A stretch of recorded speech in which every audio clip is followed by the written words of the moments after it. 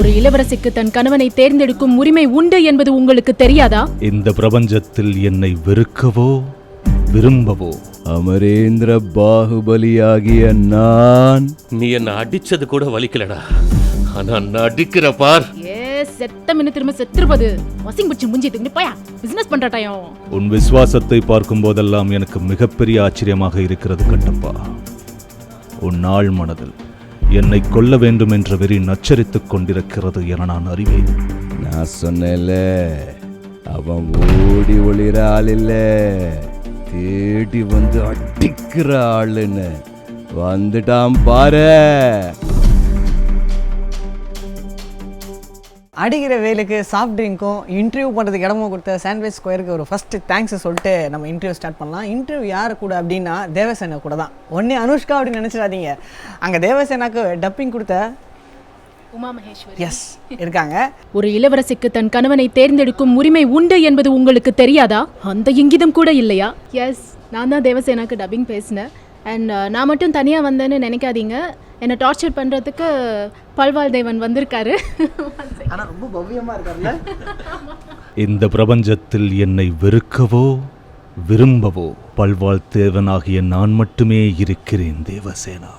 அமரேந்திர பாகுபலியாகிய நான். வணக்கம். அமரேந்திர பாகுபலியின் குரலாகிய சேகர் நான்.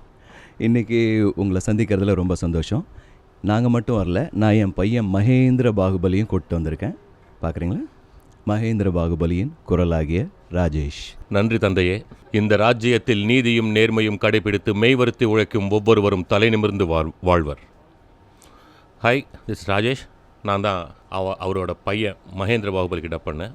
Nice meeting you all. இந்த குரலை நீங்கள் தேட்டரில் கேட்டு பயங்கர எக்ஸைட் ஆகிருப்பீங்க. இவங்களுடைய முகங்கள் இதுதான் உங்களுக்கு ஃபர்ஸ்ட் டைமாக இருக்கும் பார்க்குறதுக்கு இல்லை.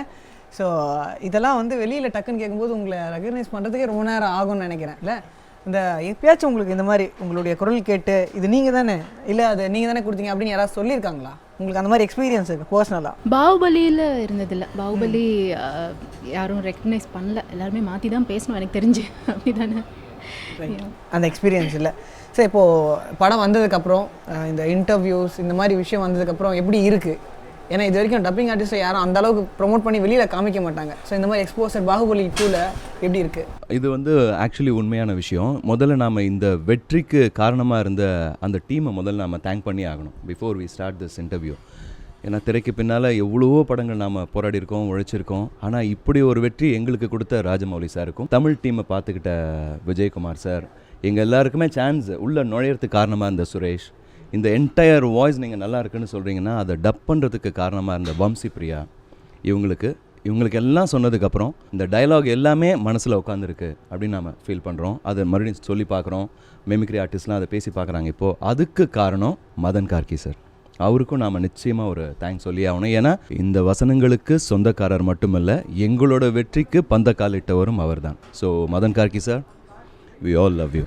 படம் பார்க்கும்போதே அந்த கேரக்டர்ஸ் தான் அந்த ஒரிஜினலாக பேசின மாதிரி அவ்வளோ ஒரு தத்ரூபமான விஷயம் இருந்தது. மேபி அவங்க உயிரை கொடுத்து நடித்தாங்கன்னா நீங்கள் உயிரை கொடுத்து பேசியிருப்பீங்கன்னு நினைக்கிறேன். ஸோ அந்த டப்பிங் எக்ஸ்பீரியன்ஸ் எப்படி இருந்தது? அந்த என்விரான்மெண்ட் எப்படி இருந்தது? It was very nice experience. நல்லா இருந்தது. ஏன்னா பிகாஸ் ஒரு பீரியாடிக்கல் ஃபிலிமில், ஹிஸ்டாரிக்கல் ஃபிலிமில், நார்மல் நிறைய சோஷியல் ஃபிலிம்ஸ், கமர்ஷியல் ஃபிலிம்ஸ் பேசுவோம்.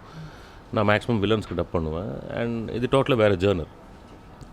அந்த அந்த உச்சரிப்பு கரெக்டாக இருக்கட்டும். ஸோ ஒரு சின்ன ஃபியர் இருந்தது. என்ன தான் கொஞ்சம் ஒரு ஒரு ஒரு ஒரு எக்ஸ்பீரியன்ஸ் இருந்தாலும் ஒரு சின்ன ஃபியர் ஃபேக்டர் இருந்தது. சேகர் சொன்ன மாதிரி அந்த கம்ஃபர்ட் ஜோனை கொடுத்து மதன் கார்கி சார் அண்ட் விஜயகுமார் அவங்க அது டப் பண்ண மாதிரியே தெரியல. ஆனஸ்ட்லி எங்கள் 4 பேருக்கும் இல்லை, இன்னொரு 400 பேர் உழைச்சிருக்காங்க. ஸோ அந்த எக்ஸ்பீரியன்ஸ் நல்லா இருந்தது. சின்ன ஃபியர் ஃபேக்டர் ஃபஸ்ட் டைம் மட்டும்தான் இருந்தது. அதுக்கப்புறம் போக போக, ஏன்னா எனக்கு ஃபர்ஸ்ட் பார்ட்டில் கம்பேரிட்டிவ் சேகருக்கு கொஞ்சம் கம்மி இருக்கும், என் போர்ஷன் ஃபுல்லாக இருக்கும். அதே இதுதான் ரிவர்ஸ் செகண்ட் பார்ட்டில் ஹீ ஹேட் லார்ஜர் போர்ஷன்.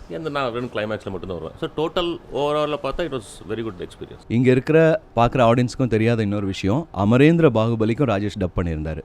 அதில் ஒரு சின்ன ஸ்லாங் ஒன்று இருக்கும்ல, சிவனுக்கு இருக்கும். பிகாஸ் அவன் வந்து ஒரு டார்சான் கேரக்டர். மலையில் ஏறுவான், ஓடுவான், குதிப்பான், ஒன்றும் ஆகாது. ஸோ தட் இஸ் அவனுக்கு வந்து அந்த தூய தமிழ் அதெல்லாம் இது இல்லை. மா, நீ ஒன்றும் கவலைப்படாத, இனி ஒவ்வொரு நாளும் சிவனுக்கு உச்சி குளிரும், அது வந்து அந்த அந்த அந்த ஒரு ஸ்ட்ரிக்ட் லாங்குவேஜ் கிடையாது. பிகாஸ் அந்த ட்ரான்ஸ்ஃபர்மேஷன் இருக்கணும்னா அது ஒன்று அந்த டீம் கேரக்டரைசேஷன் அப்படி தான் இருந்தது. அதுக்கேற்ற மாதிரி மதன் கார்கி சாரும் அந்த டிஃப்ரென்ஸ் கொடுத்துருந்தாரு. தமிழ் பேசுறதே யாரும் டப் பண்ணுற மாதிரி தான் இருக்குது. சேட்டு பையன் மாதிரி தமிழ் பேசுறது டப் பண்ணுற மாதிரி தான் இருக்குது. நைஸ். நீங்கள் இதுக்கு முன்னாடி எத்தனையோ படங்கள் ஒர்க் பண்ணியிருப்பீங்க இல்லையா? ஸோ இப்போ டப்பிங் ஆர்டிஸ்ட்டாக வரணும் அப்படின்னு தான் இதுக்குள்ளே வந்தீங்களா, இல்லை சினிமாக்குள்ளே ட்ராவல் பண்ணணும் அப்படின்ட்டு வந்து ட்ராக் மாறினீங்களா? உங்களோட எக்ஸ்பீரியன்ஸ். முதல்ல அப்பா ட்ராமா ஸ்டேஜ் ஆர்டிஸ்ட்டாக இருந்தாங்க. அப்புறம் ஸ்டேஜில் என்னை கொண்டு போய் சேர்த்து விட்டாங்க. தமிழ் கற்றுக்கிட்டது எல்லாமே வந்து ஸ்டேஜில் தான். அதுக்கப்புறம் ஃபஸ்ட்டு எந்த படம் டப்பிங் பேசினேனே தெரியாது. சின்ன வயசுலேயே டப்பிங் பேசியாச்சு. சென்னை தான். ஸோ டப்பிங் எந்த படம் ஃபஸ்ட்டு பேசணுன்னே தெரியாது. சைல்டு ஆர்டிஸ்ட்டாக பேசும்போது தொடுவாங்க, அந்த சிங்க்குக்கு பேசுவோம், அவ்வளோதான். ஏன்னா அந்த பீரியட்லலாம் வந்து இப்போ மாதிரி டிஜிட்டல் வேர்ல்டு கிடையாது. இப்போ நம்ம ஒரு வார்த்தையும் தனித்தனியாக ரெக்கார்ட் பண்ண முடியும். அப்போது ஒரு ரீலை ஒரு 15 லூப்பாக கட் பண்ணிப்பாங்க. அந்த ஒரு லூப் ஓடிட்டே இருக்கும். அந்த ஒரு லூப்பில் ஒரு 10 ஆர்டிஸ்ட் நடிச்சிருக்காங்கன்னா இங்கே 10 டப்பிங் ஆர்டிஸ்ட் பேசணும் அதே சிங்க்குக்கு. யாராவது ஒருத்தர் மிஸ் பண்ணாலும் மறுபடியும் போய்கிட்டே இருக்கும். ஃபர்ஸ்ட்லேருந்து அந்த லூப் ஓடிக்கிட்டே இருக்கும். இதில் இன்னொரு பிரச்சனை என்னென்னா, டைம் வேஸ்ட் பண்ணுறது மட்டும் இல்லாமல் சவுண்ட் நெகட்டிவ் போயிடும். அதை நீங்கள் மறுபடியும் எரேஸ் பண்ண முடியாது. வேஸ்ட், ப்ரொடியூசருக்கு லாஸ் ஆகும். ஸோ அந்த மாதிரி பீரியடில் நம்ம குழந்தை நட்சத்திரமாக இருக்கோம் அப்படிங்கும்போது பெரிய பெரிய ஜாம்பவான்கள்லாம் இருப்பாங்க. 4 பேஜை ஒன்றா இப்படி பிடிச்சிட்டு ஒரே டேக்கில் பேசுகிறவங்களாம் இருப்பாங்க. நமக்கு அது நடுவில் என்ன மாமா அப்படின்னு ஒரே ஒரு வார்த்தை தான் இருக்கும். அந்த என்ன மாமா போச்சுன்னா மொத்தமும் போச்சு. ஸோ நம்ம தப்பு பண்ணிட்டோன்னே குழந்தையாச்சு, அழகாக அதை தப்பு பண்ணிட்டாங்க, பரவாயில்ல கண்ணு நெக்ஸ்ட் டேக் பேசணும்னா அந்த சீனே இருக்காது. பொலி போட்டுருவாங்க. ஸோ அந்த பொலியிலேருந்து பாகுபலி வரைக்கும் வந்திருக்குன்னா அது பெரிய விஷயம், கடவுளோட அனுகிரகம். ஆக்சுவலாக இந்த லைனே கிடையாது. கண்டுபிடிச்சிட்டாங்களா? நான் படித்தது வேறு, இது டோட்டலாக சம்மந்தம் இல்லாத ஒரு மேட்ரு. என்னோடய ஃப்ரெண்டு வந்து சின்ன வயசுலேருந்து டப்பிங் லைனில் இருக்கார். ஸோ ஜாப்க்கு வந்து ட்ரை பண்ணப்போ வேறு ஊரில் தான் கிடச்சிது. அம்மா வந்து இல்லைடா சென்னையிலேயே பாரு, அண்ணங்க 2 பேரும் வெளியூரில் இருக்காங்க, நீயும் இங்கே இல்லைனா எப்படி அப்படின்னு சொல்லி என்னை இங்கேயே பார்க்க சொன்னாங்க. சரி, அந்த மாதிரி ட்ரை பண்ணிட்டு இருக்கும்போது என் ஃப்ரெண்டு வந்து சரி நம்ம இதுலேயே ப்ராஜெக்ட்ஸ் ஏதாவது பண்ணலாம் அப்படின்னு சொல்லி நாங்கள் ஒர்க்கெலாம் ஸ்டார்ட் பண்ணோம். அப்போ அவன் தான் டப்பிங் பேசிகிட்டு இருந்தான். அவன் பேசிகிட்டு இருக்கும்போது நான் இங்கே உட்காந்து அவன் பேசுகிறத நான் இங்கே பேசி பார்ப்பேன். ஸோ அப்படி தான் நான் டப்பிங் வந்து கற்றுக்கிட்டேன். ஒன் ஃபைன் டே டப்பிங் பேசுகிறியா அப்படின்னாங்க. எனக்கு டப்பிங் பற்றி எதுவுமே தெரியாது. சரி ட்ரை பண்ணி பார்க்கலாம், நம்ம ஆளுங்க தானே, அப்படி ஒரு அசட்டு தைரியம். அப்படி ஆரம்பித்ததான் விளையாட்டாக ஆரம்பித்து இந்த அளவுக்கு கொண்டு வந்து விட்டுருக்கு. இல்லைன்னா ஆக்கியிருக்கு, உங்களுக்கு பெரிய இல்லைன்னா ஆக்கியிருக்கு வாய்ஸ் கொடுக்குற அளவுக்கு. இதை எதிர்பார்க்காத ஒரு விஷயம். ஆக்சுவலி இந்த படத்தில் ஒர்க் பண்ண யாருமே வந்து இந்த படம் வந்து எங்களுக்கு கிடைக்கும்னு நாங்கள் ஃபஸ்ட்டு நம்பவே இல்லை. யாரை வேணால் கேட்டு பாருங்கள். பாகுபலி நானே நினச்சி பார்க்கல. ஏன்னா ஃபர்ஸ்ட் பார்ட் நான் டப் பண்ணல, இன்னொருத்தங்க அவங்க அந்த கேரக்டருக்கு அவங்க டப் பண்ணியிருந்தாங்க. அது யங் பிரின்சஸ் வாய்ஸ் வந்து அபிமாதி அப்படின்னு ஆடிஷன்ஸ் எடுத்திருந்தாங்க ஃபர்ஸ்ட். நான் நினச்சி பார்க்கல. நிறைய பேர் வந்திருந்தாங்க. அதுக்கப்புறமா ஒரு 10 days கழித்து கால் வந்தது, அந்த மாதிரி நீங்கள் செலக்ட் ஆனீங்கன்னா. எனக்கே ஷாக்கிங்காக இருந்துச்சு. Wow, such a huge project. நம்மளாம் வந்து நான் நிஜமாக நான் தான் செலக்ட் ஆனேன்னா அப்படின்னு. வாய்ஸ் டெஸ்ட்டில் சேம். இப்போ நான் பிகினிங் பேசியிருந்தேன் இல்லையா, ஒரு இளவரசிக்கு தன் கணவனை தேர்ந்தெடுக்கும் உரிமை உண்டு என்பது உங்களுக்கு தெரியாதா அப்படின்னு. ஸோ பேசினேன். அது ஒரு 10 daysக்கு அப்புறம் கால் வந்துச்சு, இது மாதிரி செலக்ட் ஆனீங்க அப்படின்னு. ரொம்ப சந்தோஷமாக இருந்துச்சு. ஸோ அவ்வளோ பெரிய படத்தில் பேசுகிறது. இப்போ ஒரு சின்ன டவுட் ஒன்று இருக்குது. ஒரு டப்பிங் ஆர்டிஸ்ட் அப்படின்னா அவங்களுக்கு வந்து அந்த ஆர்டிஸ்ட்டாக இருக்கிறதுக்கு பேஸ் வாய்ஸ் தான் முக்கியம். அந்த பேஸ் வாய்ஸ் இருந்தால் தான் அவங்க டப்பிங் ஆர்டிஸ்ட்டாக ஆக முடியும் அப்படிங்கிறது உண்மையா? அப்படியெல்லாம் எதுவுமே கிடையாது. அந்த மாதிரி எதுவுமே இல்லை. யூஸ்வலாக வந்து டப்பிங் ஆர்டிஸ்ட்க்கு வந்து அந்த கேரக்டர் எப்படி இருக்குது, அந்த கேரக்டர் ஸ்டடி பண்ணணும். அந்த கேரக்டருக்கு ஏற்ற மாதிரி நம்ம பாடி லாங்குவேஜ் வந்து நம்ம மேட்ச் பண்ணணும். First body language, trend is important. அந்த பாடி லாங்குவேஜ்க்கும் அந்த ட்ரெண்டுக்கும் பேஸ் தேவைப்பட்டால் கொடுக்கலாம், அப்படி இல்லைனா தேவையில்லை. சில கேரக்டர்ஸ்லாம் நாங்கள் பேசுவோம், இந்த கமெடியன்ஸ்க்கெலாம் நாங்கள் பேசுவோம், என்ன மச்சா அப்படிலாம் பேசுவோம். இதெல்லாம் பேஸே கிடையாது. பல்வாள் தேவன் இது. ஸோ அந்த கேரக்டருக்கு தேவைன்னா பேஸ் கொண்டு வருவோம், அப்படி இல்லைனா நார்மலாக தான் பேசுவோம். இப்போ விக்ரம் சார் பார்த்தோன்னா அவரும் பெரிய டப்பிங் ஆர்டிஸ்ட்டாக இருந்திருக்காரு. அவர் கூட ஒர்க் பண்ண அனுபவம் இருக்கா? அது ஒரு மறக்க முடியாத அனுபவம் இல்லை. ஏன்னா என்னோடய லைஃப்பில் வந்து நான் பேசின பெரிய படம் அப்படின்னா காதல் தேசம். அதில் வந்து விக்ரம் சார் அப்பாஸ்க்கு பேசுகிறாரு, நான் வினீத் சாருக்கு வாய்ஸ் கொடுத்துருந்தேன். அப்போ வந்து விக்ரம் சார் வந்து படம் பண்ணிவிட்டு ஒரு பெரிய ஒரு பிரேக்குக்காக வெயிட் பண்ணிகிட்டு இருக்கிற ஒரு பீரியட். ஸோ நிறையா விஷயங்கள் ஷேர் பண்ணியிருக்கோம். அவர் அன்றைக்கி ஷேர் பண்ண விஷயம்லாம் இன்றைக்கி நடக்குது அவருக்கு. அப்படிங்கும்போது ஒரு கூட ட்ராவல் பண்ண ஒரு டப்பிங் ஆர்டிஸ்ட்டாக எனக்கு ரொம்ப சந்தோஷம். என்ன விஷயம் இப்போ சொல்லியிருந்தார் உங்ககிட்ட? அவருக்கு வந்து வேர்சடைல், ஏதாவது ஒன்று பண்ணணும் வித்தியாசமாக. ஏதாவது ஆக்டிங்கில் ஆகட்டும், டப்பிங்கில் கூட நீங்கள் பார்த்தீங்கன்னா ஆக்ட் பண்ணதை விட கொஞ்சம் பெட்டராக பண்ணணும் அப்படின்னு கேட்டுகிட்டே இருப்பார் விக்ரம் சார். அதை இப்போ அவர் கண் கூட நம்ம பார்க்குறோம். எல்லா படத்துலையுமே டிஃப்ரெண்ட்டாக ட்ரை பண்ணுறாருங்கிறது. இப்போ கூட பழகின எங்களை மாதிரி ஆளுக்கோ, இப்போது தெலுங்குல ரவிசங்கர்னு ஒருத்தர் இருக்கார், அவர்லாம் வந்து ரொம்ப close friend of Vikram sir. அவங்க எல்லாருக்குமே தெரியும். We use to call him Kenny. So அவர் என்ன பண்ணணும்னு ஆசைப்பட்டாரோ அது இப்போ அவர் லைஃப்பில் நடந்துகிட்ருக்கு. சரி, இப்போது நீங்கள் மேக்ஸிமம் இங்கே தமிழ் படங்கள்னு எடுத்துக்கிட்டோன்னா ஹீரோயின் டப் பண்ணுறாங்க. அதை விட்டால் வில்லனுக்கு மேபி நார்த்லேருந்து கொண்டு வந்து அவங்களுக்கு பண்ணுவாங்க. அது இந்த 2 போர்ஷன் தான் இருக்கா, இல்லை வேறு யாருக்கெல்லாம் டப்பிங் தேவைப்படும் இந்த இடத்துல? இப்போ ஹீரோஸ் நார்த் இந்தியனாக இருந்தால் அவங்களுக்கு டப்பிங் தேவைப்படும். ஏன்னா சில பேருக்கு மேக்ஸிமம் நார்த் இந்தியன்ஸ்க்கு தமிழ் தெரியாது. ஸோ அந்த மாதிரி ஹீரோஸ் நடிக்கும்போது கண்டிப்பாக டப்பிங் தேவை. அண்ட் ஹீரோயின்ஸ் அண்ட் சம்டைம்ஸ் இப்போ சப்போர்ட்டிங் ரோல்ஸ் கூட நிறைய பேர் நார்த் இந்தியன்ஸ் பண்ணுறாங்க, அவங்களுக்கும் டப்பிங் தேவை தான். நீங்கள் லாஸ்ட்டாக பண்ண படத்தில் இந்த வாய்ஸ் தான் எனக்கு ரொம்ப டஃப்பாக இருந்தது, இல்லை இந்த கேரக்டர் தான் எனக்கு ரொம்ப டஃப்பாக இருந்தால் எதை சொல்லுவீங்க? நோட்டபுளாக இருக்கணும்னா வேதாளமில் ராகுல் தேவுக்கு டப் பண்ணேன். Is the main villain. Sekar அதில் ராகுல் தேவ் ஒன் ஆஃப் த பிரதருக்கு டப் பண்ணியிருப்பார். இன்டர்வெல்லில் 2 வில்லனுக்கு அவன் பேர் கேரக்டர் பேருக்கு தேடி அடிக்கிற ஆள் அவனுக்கு சேகரோ நான் மெயின் வில்லனுக்கும் டப் பண்ணோம். சில ஒரு சீனில் மட்டும் என்னென்னா ராகுல் தேவ் லிப்பே இருக்காது. ராகுல் தேவ் லிப் வேறு மாதிரி இருக்கும். அங்கே ஹிந்தியில் பேசியிருக்காங்களே என்னன்னு தெரியல. அதெல்லாம் கொஞ்சம் மேட்ச் பண்ணும்போது சிவா சார் இருந்தார், டைரக்டர் இருந்தார். ஸோ அதெல்லாம் ஒரு டீம் எஃபர்ட்டில் உட்காந்து அங்கே அவங்க ஸ்கிரிப்டில் இருந்த டைலாகையும் தாண்டி அந்த லிப்புக்கு எப்படி மேட்ச் பண்ணோம், அந்த எமோஷனுக்கு மேட்ச் பண்ணுற மாதிரி சிலது நிறைய. அதாவது ஒரு 1/4 ஆஃப் த குக்கிங் டப்பிங் டேபிளில் நடக்கும், டப்பிங் ஸ்டுடியோவில் நடக்கும். டுவர்ட்ஸ் எண்டில் வந்து அஜித் சார் எல்லாம் அடிச்சுட்டு அவன் ஆல்மோஸ்ட் கீழே விழுந்துருவான். எல்லாம் முடிச்சதுக்கப்புறம் சொல்லுவான் லக்ஷ்மி மேனன் அந்த கார் டிக்கிலேருந்து கீழே விழுந்துருவாங்க. அது வரைக்கும் அஜித் வந்து ஒரு மேட்சோவாக அடிச்சிட்டு இருந்தாலும் அப்படி பயந்து அப்படி இருப்பார். இவன் அவ்வளோ அடி வாங்கிட்டு அவன் சொல்லுவான், ராகுல் தேவ் சொல்லுவான், டேய் நீ என்னை அடித்தது கூட வலிக்கலடா, ஆனால் நான் அடிக்கிற பார் அப்படின்னும். அதெல்லாம் வந்து லிப் ஆக்சுவல் வேறு என்னமோ இருந்தாங்க, நாங்கள் ஃபில்அப் பண்ணது தான் அதெல்லாம். இது இவர் வந்து அதை கொஞ்சம் எமோஷனலாக பேசினார்னா அந்த வாய்ஸ் வந்துடுது, இல்லைன்னா அந்த வாய்ஸ் தெரியவே மாட்டேங்குது. நீங்கள் டப்பிங் ஆர்டிஸ்ட்ன்றது நீங்கள் சொன்னால் தான் ஐடி கார்டு எடுத்து தான் நாங்களே கண்டுபிடிக்கின்ற அளவுக்கு இருக்குது. எப்பயாவது வெளியில் அந்த மாதிரி உங்களையும் மீறி அந்த டைலாக் சொல்லி அந்த மாதிரிலாம் நடந்துட்டோம் பப்ளிக் கூட? இது எப்பவுமே எப்படின்னா நம்ம ஒரு ஷெல்லுக்குள்ளேயே இருப்போம். ஏன்னா இந்த படம் ஒன்று நம்ம பேசுகிறோன்னா அடுத்த படம் இந்த படத்தோட சாயலே இல்லாத மாதிரி இருக்க தான் நாங்கள் எல்லாருமே ட்ரை பண்ணுவோம் இல்லையா? ஏன்னா இந்த படம் மாதிரியே இன்னொரு படம் இருந்ததுன்னா நம்ம வேர்சடைலாக எதுவுமே பண்ணலை அப்படின்னு ஆகிடும். அதனால் நம்ம வெளியில் பேசும்போது கூட இப்போ நம்ம பேசுகிற ஒரு வாய்ஸை நம்ம வெளியில் போகும்போது வேறு டெக்ஸ்சரே மாறிடும். ஏன்னா அந்த கேரக்டருக்கு நம்ம ஒரு டெக்ஸ்சர் கொடுத்துருப்போம், அது பேசி முடித்த அடுத்த நிமிஷமே மறந்துடும், டைலாகே மறந்துடும் ஆக்சுவலி. ஏன்னா ஒரு டைலாக் நம்ம பேசுகிறோம், அந்த பேசி முடிச்சுட்டு அந்த டைலாக் விட்டு வெளியில் வந்தால் தான் அதை கரெக்டாக பேசியிருக்கோமா இல்லையான்னு நமக்கு முதல்ல தெரியும். இல்லைனா நம்ம குழந்தை என்ன தப்பு பண்ணாலும் அது கரெக்டாக தான் இருக்குன்ற மாதிரி தெரியும். அதனால் அந்த டைலாக் பேசி முடித்தோடனே வெளியில் வந்துடுவோம். இப்போ நீங்கள் ஏதாவது டைலாக் பேசுங்கன்னு நீங்களை கேட்டால் கூட நாங்கள் ஒரு ஃபியூ செகண்ட்ஸ் யோசிக்கிறதுக்கு காரணம் அது மைண்ட் அவுட்டு போயிடணும். அதுதான் ஒரு நல்ல டப்பிங் ஆர்டிஸ்ட்டுக்கு உண்மையான அழகு. அப்போ தான் நாம் வெளியில் வந்து இது கரெக்டாக இல்லையான்னு ப்ரொடியூசர் முடிவு பண்ணுறாங்க, டைரக்டர் முடிவு பண்ணுறாங்கிறதெல்லாம் தாண்டி நமக்குள்ளே ஒன்று இருக்குல்ல, அது ஒத்துக்கணும்ல முதல்ல. அதுக்கு அது ரொம்ப முக்கியமான விஷயம். அதனால் அங்கே பேசுகிற ஒரு விஷயத்தை வெளியில் நம்ம பேசவே மாட்டோம். இந்த டப்பிங் ஆர்டிஸ்ட் கேரியர்ன்றது எவ்வளோ சக்ஸஸ்ஃபுல்லான கேரியர்? ஏன்னா இங்கே ஹீரோஸ்லாம் அவங்க வாய்ஸ்லேயே பேச ஆரம்பிச்சாங்க, இப்போ ஹீரோயின்ஸுமே ட்ரை பண்ணிட்டு இருக்காங்கல்ல அவங்க வாய்ஸில் ஓன் வாய்ஸில் கொடுக்கணும் அப்படின்ட்டு. இது எவ்வளோ சக்ஸஸ்ஃபுல்லான கேரியர், இல்லை எவ்வளோ டிஃபிகல்ட் இது ஆக்சுவலாக டிஃபிகல்ட்டாக அப்படின்னா ஆமாம் கண்டிப்பாக டிஃபிகல்ட் தான். ஏன்னா எல்லாராலையும் முடியாது. ட்ரை பண்ணால் கண்டிப்பாக முடியும். சும்மா அட்சமா கௌதமாங்கிற மாதிரி கதை கிடையாது. வந்து நம்ம என்னால் பேச முடியும் அப்படின்னு சொல்லி பேசிட முடியாது.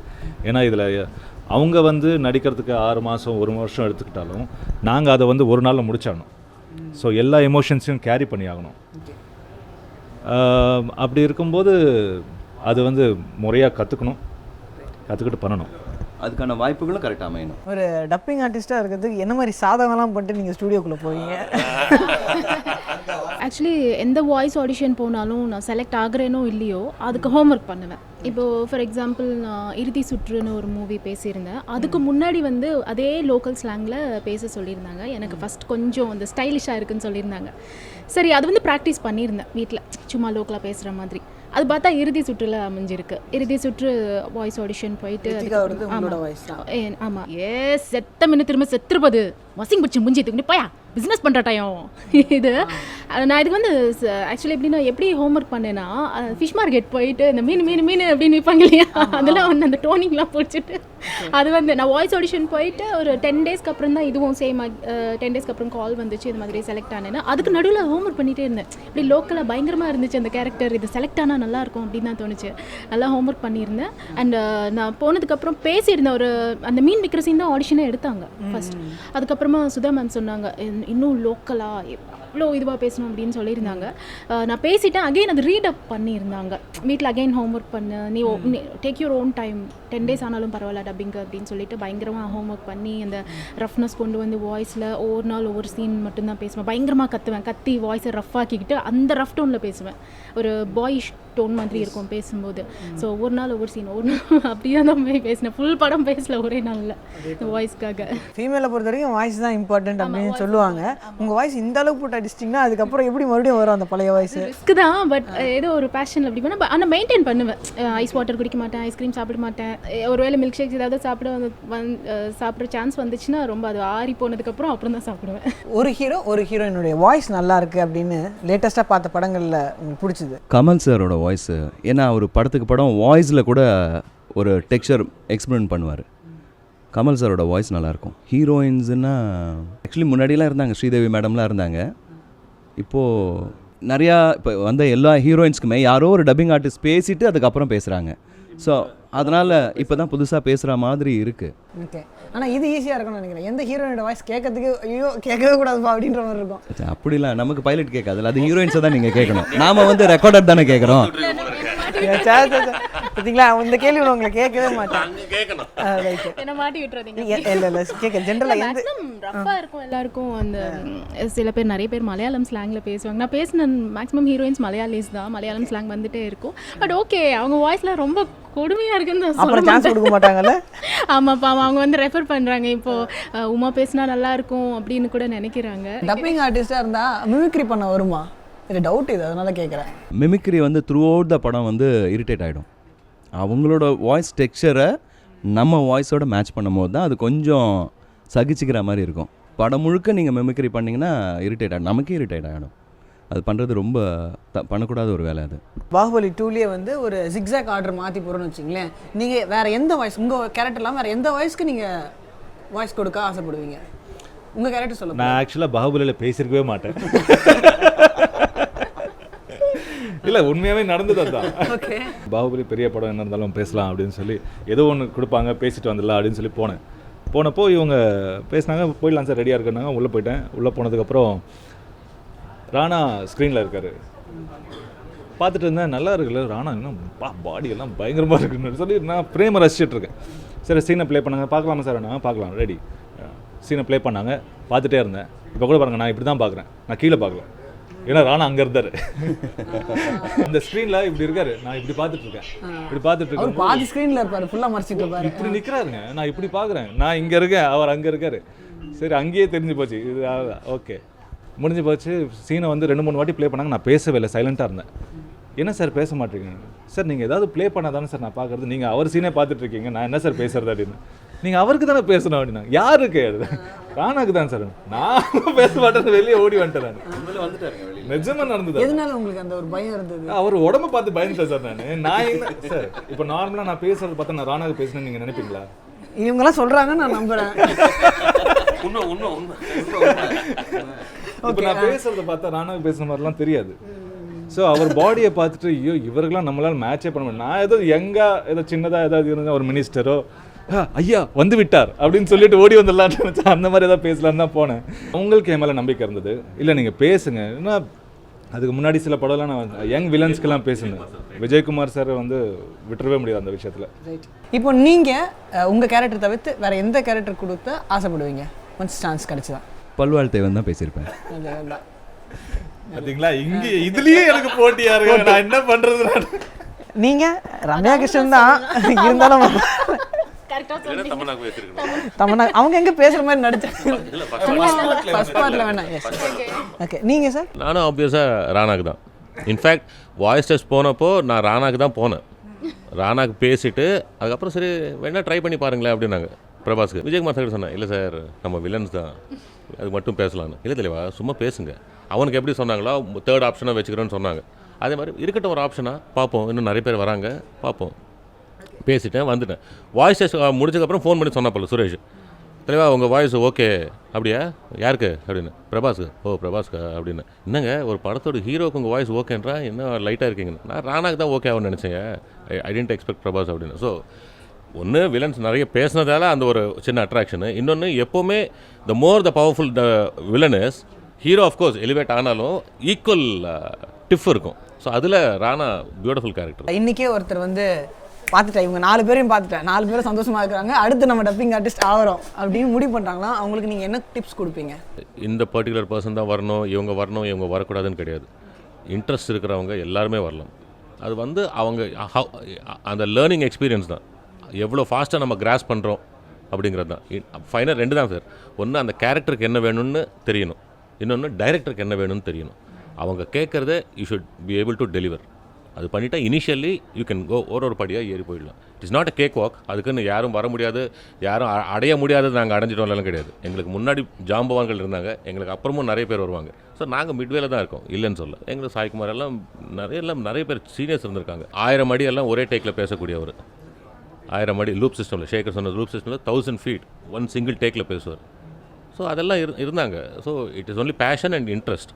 எதுவும் நத்திங் இஸ் லைக் முடியாது, இம்பாசிபிள்லாம் கிடையாது. யார் வேணாலும் வரலாம், எவ்ரி ஒன்னா வெல்கம். ஓகே, நீங்கள் சொல்லுங்கள், அடுத்து யாராவது ஹீரோயினுக்கு வாய்ஸ் கொடுக்கணும்னு ட்ரை பண்ணாங்கன்னா அவங்களுக்கு என்ன? அப்போ நீங்கள் மட்டும் நீங்கள் சொல்லும்போது மட்டும் அப்படி சொன்னீங்க. என்னன்னா டப்பிங் கஷ்டமான விஷயம்தான். அது ஒரு ஆர்ட் கற்றுக் கொடுத்தா கற்றுக்கிற இது கிடையாது. அது நம்ம தான் அந்த தானாக வரணும். ஆமாம், அந்த பேஷன் இருந்தால் கண்டிப்பாக வரும். அந்த ஸ்வீட்டாக தான் இருக்கணும் வாய்ஸ் அப்படின்லாம் கிடையாது. ஸோ அது ஒரு மிகப்பெரிய கலை நமக்குள்ளே இருந்தால் தான் முடியும். ஆமாம் ஆமாம், அந்த பேஷன் இருந்தால் கண்டிப்பாக. அப்போ அடுத்து யாரும் உமா மாதிரி வர முடியாது.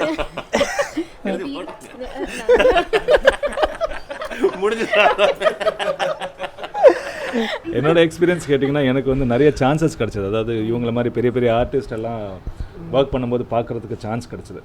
ஆனால் இப்போ வரவங்களுக்கு அது கிடைக்கிறது ஐ டோன்ட் திங்க் அதுக்கு வாய்ப்பு இல்லை. ஸோ அவங்களா பார்த்து அவங்களா எக்ஸ்பீரியன்ஸ் பண்ணி தான் கற்றுக்கணும். தனித்தனியாக பேசுகிற மாதிரி ஆகிடுச்சு இப்போ எல்லாமே. ட்ராக் ஒரு படத்தில் ஒரு சீனில் 10 பேர் இருந்தாலும் தனித்தனியாக எடுத்துக்கிற மாதிரி ஆனதுனால பக்கத்தில் பேசுகிற ஒரு ஆர்டிஸ்ட் எப்படி பேசுகிறாங்க, அவங்க எந்த லெவல் கொடுக்குறாங்க, எந்த வேர்டை வந்து முக்கியத்துவம் கொடுக்குறாங்க, ஸ்ட்ரெஸ் கொடுக்குறாங்க, இதெல்லாம் தெரிஞ்சுக்கிறதுக்கு இப்போ வரவங்களுக்கு வாய்ப்பு கம்மியாயிடுச்சு. இப்போ பாகுபலி 2 இந்த கன்க்ளூஷன் படம் பார்த்துட்டு ராஜமௌலி சார் இல்லை அந்த ஆர்டிஸ்ட் யாருக்கெல்லாம் விஷ் பண்ணியிருக்காங்க, உங்களுக்கு என்ன சொல்லியிருக்காங்க படம் வந்ததுக்கப்புறம்? ராஜமௌலி சார் ட்ரெய்லர் பேசும்போதே சொன்னார், நல்லா இருக்கு, எக்ஸ்பெக்ட் பண்ண மாதிரி வந்திருக்கு அப்படின்னு. உங்கள் வாய்ஸ் தான் ட்ரெய்லரே, அது ட்ரெய்லர் பயங்கர இம்பாக்டான ஒரு. அண்ட் ராஜமௌலி சார் வந்து தமிழ் டப்பிங் ரொம்ப நல்லா இருந்துச்சு அப்படின்னு சொல்லியிருந்தாரு. மூவி எல்லாமே இந்த 4 லாங்குவேஜஸ் பண்ணியிருந்தாங்க. ஸோ தமிழ் டப்பிங் ரொம்ப எக்ஸலண்ட்டாக வந்திருக்கு அப்படின்னு சொல்லியிருந்தாரு. அண்ட் மதன் கார்கி சார் கூட ரொம்ப என்கரேஜ் பண்ணியிருந்தார். ஒவ்வொரு வேர்ட் ரொம்ப எப்படி சொல்கிறது, சில வேர்ட்ஸ்லாம் வந்து ரொம்ப பியோர் தமிழ் இல்லையா, அதெல்லாம் வந்து டென்ஷன் ஆகாமல் பேசுங்க, கூலாக பேசுங்க, நோ ப்ராப்ளம் அப்படின்னு சொல்லிட்டு அதுக்கப்புறம் முடிஞ்சதுக்கப்புறம் வெரி குட்மா அப்படின்னு சொல்லியிருந்தாரு. நானும் ஆசாமும் ஃபஸ்ட் பார்ட்டுக்கு போயிருந்தோம். ஹைதராபாத் போனப்போ கரெக்ஷன்ஸ் மட்டும் அங்கே பண்ணோம். ஃபஸ்ட் பார்ட் ஃபுல்லாக இங்கே தான் பிரசாதில் பண்ணோம். அப்போ அவரே உட்காந்து கரெக்ஷன்ஸ் எல்லாம் எடுத்தார். So he was very happy on the output and the kind of voices and all. So அவரும் பர்சனலாக அவரும் விஷ் பண்ணார். அஃப்கோர்ஸ் மதன் கார்கி சார், விஜயகுமார், அந்த டோட்டல் டீம் தே அப்ரிஷியேட் பண்ணது ஒரு பக்கம். அவங்க அப்ரிஷியேட் பண்ணாலும் எங்ககிட்ட இருந்து அந்த வேலை வாங்கினது அவங்க தான் at the end of the day. So we owe them and we thank them. இப்போ பாகுபலி பார்க்கும்போது நமக்கு அந்த எல்லா சீனும் பிடிச்சிருந்தது, அதெல்லாம் போயிடுச்சு. ஓகே, இப்போ என்னன்னா அதில் இன்ட்ரெஸ்டிங்கான டயலாக்ஸ் மட்டும் இப்போ நீங்கள் பண்ண போகிறீங்க. ஓகே, உங்களுக்கு தான் தேவசேனாலேருந்து. எந்த தவறும் செய்யாமல் என் கைகளுக்கு சங்கிலி பூட்டி விட்டீர்கள். நான் தான் குற்றவாளி என்று ஏற்கனவே முடிவெடுத்து விட்டீர்கள். இது என்ன நியாயம்? நிறைமாத கர்ப்பிணியின் கைகளில் விலங்கு பூட்டி விசாரிக்கும் இந்த சபை எப்பொழுதோ எல்லை மீறிவிட்டதம்மா. நிறைமாத கர்ப்பிணியோ தள்ளாடும் கிழவியோ நீயோ நானோ விசாரிக்கும் முறை ஒன்றுதான். என்ன நடந்தது தெரியுமா உனக்கு? என்ன நடந்தது தேவசேனா? கோவிலில் பெண்களை ஒரு வரிசையில் வரச் சொன்னான். அவர்கள் மீது கைகளை வைத்து தடவினான். என் மீது கூட கை வைக்க பார்த்தான். விரல்களை வெட்டிவிட்டேன். நீ செய்தது தவறு. பெண்களின் மேல் கை வைத்தால் வெட்ட வேண்டியது விரல்களை அல்ல, தலையை. பாகுபலி! அமரேந்திர பாகுபலியாகிய நான் மகிழ்மதி மக்களின் உடல் பொருள் மானம் உயிர் காப்பேன் என்று மகாராஜா பல்வாழ்த்தேவனின் படைத்தலைவனாக பதவியேற்று அச்சமின்றி பாகுபாடின்றி அறத்தை நிலைநாட்ட உயிர் தியாகம் செய்யவும் தயங்க மாட்டேன் என்று ராஜமாதா சிவகாமி தேவி சாட்சியாக பிரமாணம் செய்கிறேன். இதே டைலாக இறந்ததுக்கு அப்புறம் ராணா பேசுறாரு. இவரை கொன்னுட்டு நான் பேசுறேன். அமரேந்திர பாகுபலி, அமரேந்திர பாகுபலி ஆகிய நான் மகிழ்மதி மக்களின் உடல் பொருள் மானம் உயிர் காப்பேன் என ராஜமாதா சிவகாமி தேவியின் சாட்சியாக பிரமாணம் செய்து கொள்கிறேன்.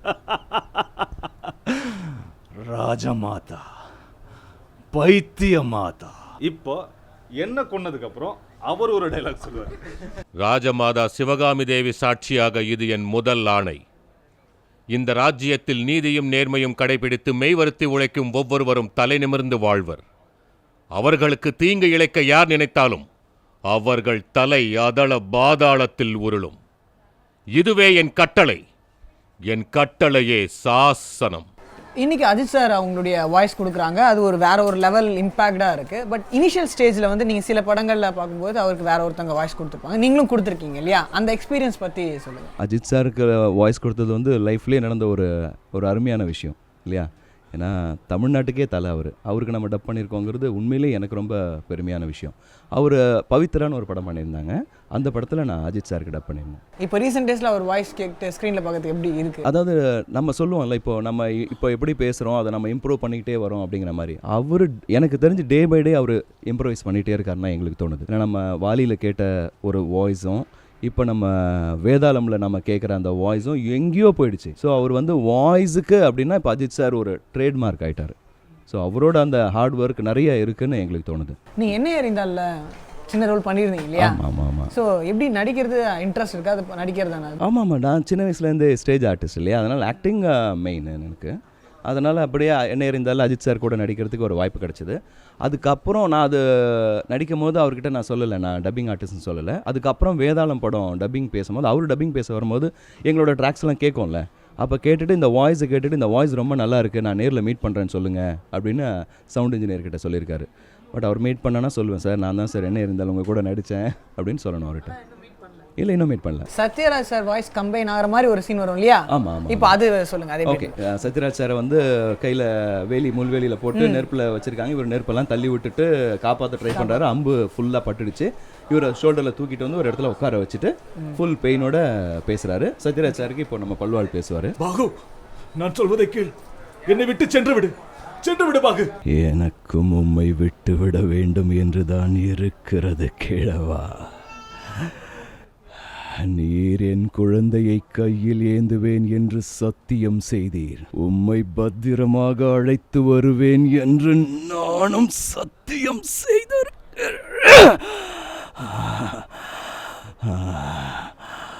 ஆகையால் நீர் சற்று பேசாமல் இருந்தால் நான் என் கடமையை செய்வேன். உன் பாதம் பிடித்து கேட்கிறேன், என்னை விட்டு சென்று விடு. நீர் இந்த பாகுபலிக்காக பயப்படுகிறீரா? நீர் என் அருகில் இருக்கும் வரை என்னை கொல்லும் ஆண்மகன் இன்னும் பிறக்கவில்லை மாமா. ஆனாலுமே வெளியில் பேசும்போது அவரை கண்ட்ரோல் பண்ணுறது கொஞ்சம் கஷ்டம் பண்ணுறீங்களா? ஸ்க்ரீன்லேயே அப்படியே போயிடுவார். அது டக்குன்னு வந்துடும்ல. உங்களுக்குலாம் எப்படி? 3 பேருக்கு அவர் தெரிஞ்சிருச்சு. உங்கள் 3 பேருக்கு எப்படி வெளியில் அந்த டைலாக் பேசும்போது அந்த எமோஷனல் அது அப்படியே தான் இருக்குமா? மைண்டில் அப்படியே தான் இருக்கும். அந்த சீன் அப்படியே கண்ணுக்கு முன்னாடி தெரியும். நாங்களும் நடிக்க ஆரம்பிச்சிருவோம். இல்லை நீங்கள் நிஜமாலுமே நடிக்கிறீங்கன்னு சொன்னாங்க அவங்க. எந்த படத்தில் நடிக்கிறீங்க? நான் இருட்டில் மைக்குக்கு முன்னாடி மட்டும்தான் நடிப்பேன். இப்போ லைட் இருக்கு, அதனால அப்படி ஒரு கேரக்டரா? சில பேர் வந்து வாய்ஸை இம்ப்ரூவ் பண்ணணும் அப்படின்னு நினைப்பாங்கல்ல. ஸோ அது வந்து இன்னும் கொஞ்சம் மாடுலேட் மாற்றணும் அந்த மாதிரி நினைப்பாங்க. சில பேரோட வாய்ஸ் ரொம்ப தின்னாகவும் இருக்கும். அந்த மாதிரி ஆட்களுக்கு நீங்கள் என்ன டிப்ஸ் கொடுப்பீங்க? ஒரு வேலை அவங்க வந்து வாய்ஸை வந்து பெட்டர் ஆக்கணும் அப்படின்னு நினச்சாங்கன்னா அவங்களுக்கு பிடிச்ச வாய்ஸை பேசி பேசி பேசி முயற்சி பண்ணலாம். ஒரே சென்டென்ஸை எனக்கு தெரிஞ்ச வரைக்கும் ஒரே சென்டென்ஸை வெவ்வேறு வேரியேஷன்ஸில் சொல்லி பார்க்கலாம். ஷார்ப்பாக சொல்லணும், மீடியமாக பேசணும், பேஸாகவும் பேசணும், எல்லா வேரியேஷன் கீழேயும் பேசணும், நடுவுலையும் பேசணும், மேலேயும் பேசணும், எல்லா லெவல்ஸ்லையும் பேசி பார்த்து அவங்களுக்கு பிடிச்ச வாய்ஸை மறுபடியும் கேட்டு அதே மாதிரி பேச ஆரம்பித்தாங்கன்னா அவங்க வாய்ஸ் பெட்டர் ஆகிறதுக்கு நிறைய சான்சஸ் இருக்குது. இப்போ ஆசாம் சொன்ன மாதிரி தான் ஒரே டைலாகும் நம்ம டிஃப்ரெண்ட் ஸ்டைல்ஸில் பேசி பார்க்குறது, அந்தந்த ஆர்டிஸ்ட் மாதிரி பேசி பார்க்குறது, இதெல்லாம் தாண்டி சாங்ஸ் இருக்கு இல்லையா, அதை வந்து நம்ம தான் பாட போகிறோம், யாரும் வந்து ஏன் பாடுறீங்கன்னு கேள்வி கேட்க போகிறதில்ல. ஸோ வீட்டில் வந்து சாங்ஸ் பாடி பார்த்தா, ஏன்னா சாங்ஸில் இருக்கிற அந்த அப்ஸ் அண்ட் டவுன்ஸு நிச்சயமாக டைலாக்ஸ்க்கு யூஸ் ஆகும். அண்ட் இது ஒரு நல்ல எபிசோடாக இருந்தது எனக்கு, அண்ட் உங்களுக்கும் அப்படி இருந்திருக்கும்னு நினைக்கிறேன். இது வந்து எங்கள் 4 பேருக்குமே ரொம்ப ஒரு முக்கியமான ஒரு இன்டர்வியூ. ஏன்னா நாங்கள் 4 பேருமே தனித்தனியாக நிறையா இன்டர்வியூஸ் கொடுத்தோம். நாங்கள் 4 பேருமே சேர்ந்து கொடுக்குற ஃபர்ஸ்ட் இன்டர்வியூ சினி உலகம் தான் நினைக்கிறேன். So it's really special for us. அது மறக்க முடியாத ஒரு விஷயம்னு நினைக்கிறேன். அதனால் Cine Ulagam thank you, we all love you a lot. இதை பார்க்குறவங்களும் ப்ளீஸ் சப்ஸ்கிரைப் பண்ணுங்கள், லைக் பண்ணிக்கிட்டே இருங்க. இந்த மாதிரி எங்களை மாதிரி நிறையா திரைக்கு பின்னால் இருக்கிற திறமைகளை சினி உலகம் மாதிரி மீடியா தான் வெளியில் கொண்டு வருவாங்க. ஸோ எங்களுக்கு நீங்கள் கொடுக்குற ஆதரவு எங்களுக்கு பின்னாடி வர நிறைய பேருக்கு இவங்க கொடுக்கறதுக்கு ஒரு உற்சாகமாக இருக்கும்.